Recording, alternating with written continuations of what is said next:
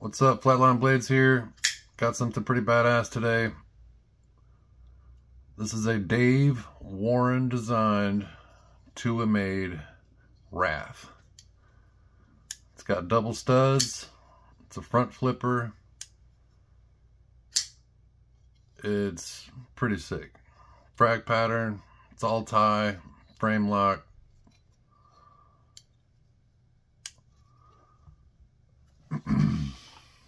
So I'll go ahead and get this out the way.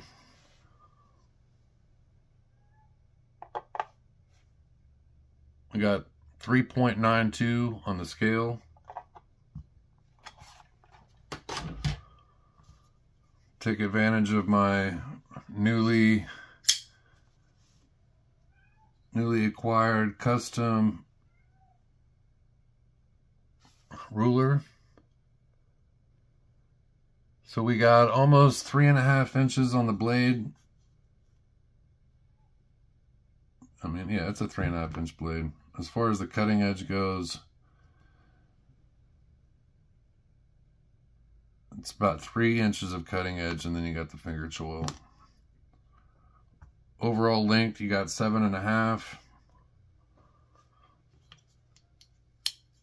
So yeah, this thing's pretty cool. It's going to be a new staple on the channel, just like the mat. But Flatline Blades,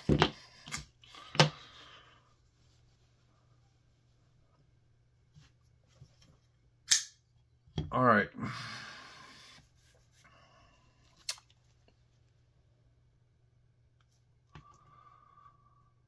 So Blade Traders is my new Facebook group. It's been popping off. Pretty happy and thrilled about it. It's done great. So this is going to be more or less, it's going to spread into Flatline Blades and Blade Traders. This is just going to be the channel for either or both. I really don't want to abandon Flatline Blades. I've been doing that since, 4/20, 2020. Back to the blade, shall we?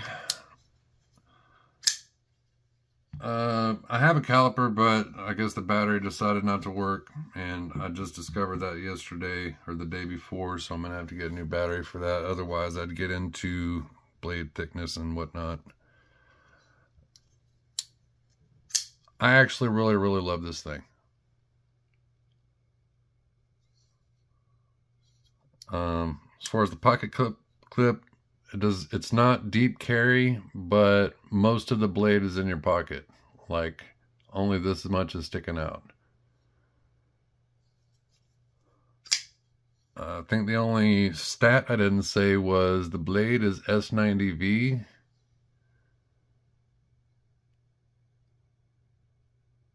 Definitely reminds me of a Chavez 229 as far as the blade shape, the grind, the tip. I mean, but it is slimmer, a little shorter.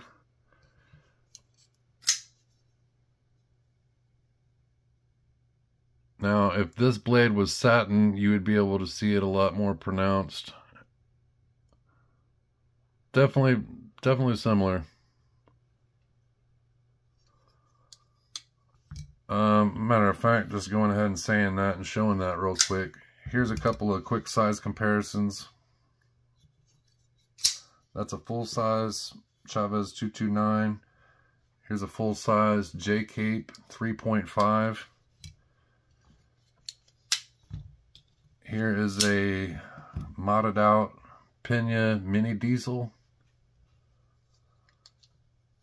And here is a full size frame lock Vero Accent.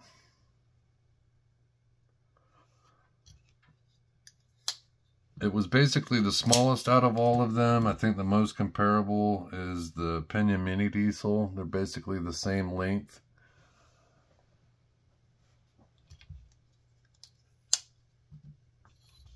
I really like this knife a lot. It's got a hole for a lanyard. It's got a nice smooth back spacer. This one is the frag pattern. There's multiple different designs that it comes in. I've been very happy and pleased with Tuya, the couple of Tuyas that I have had here recently.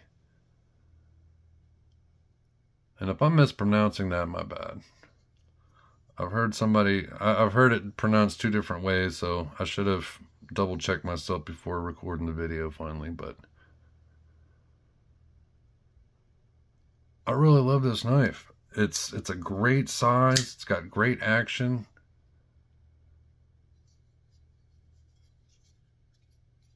I've had other front flippers, but none of them I could just easily, without even thinking or trying, do it like that.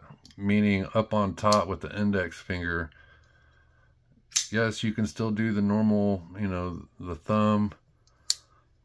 And this one, I'm not going to sit there and try to mess with it too much, but I've done it with my middle finger as well.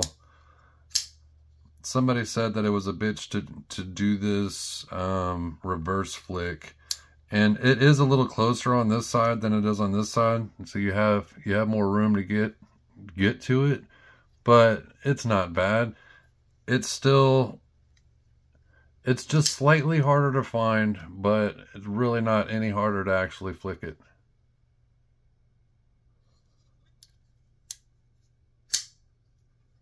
Probably my favorite front flipper I've had, and I really love the Vero Accent. The thing is, it's not even attempting to do the same thing with this. I'm not saying that I couldn't do it, but it's totally different.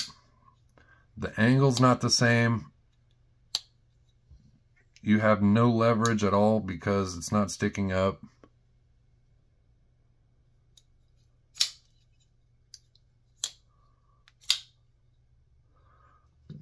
But I found opening and closing this with the 3 different ways I can open it front flipper wise and these studs makes this thing really cool. It's more fidgety than you would probably give it credit for just looking at it. The blade reminds me of a Chavez 229, which means I like it and I'm a fan.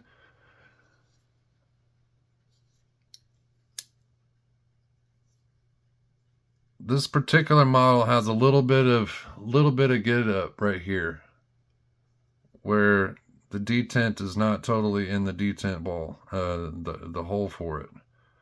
But when I took it apart and looked at it, the insert looks like the ball was slightly pressed, slightly wrong. What I mean is the hole is more of an oval, not a circle. And so I think it's just off by maybe a half of a millimeter. It is not off to the... It still feels like it would have the same detent regardless. And I don't think it's going to make it any easier to open in my pocket or anything. And it does not change or affect the lockup or the action. So I'm not going to go crazy on it. I think I'm just going to roll with it.